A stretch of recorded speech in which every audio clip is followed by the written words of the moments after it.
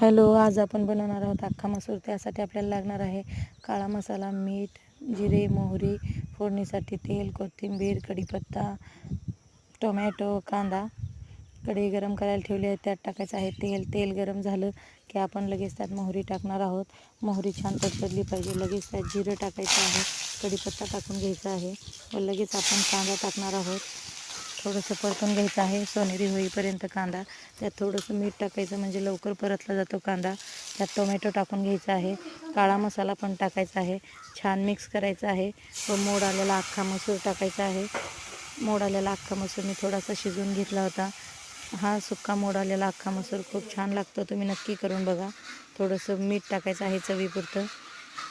तयार आहे आपला मोड आलेला अख्खा मसूर. त्याच्यावर थोडीशी आपण कोथिंबीर टाकून घेणार आहोत. पाहू शकता, तयार आहे आपला मोड आलेला अख्खा मसूर. सबस्क्राईब करा, शेअर करा, बेल आयकॉनवर क्लिक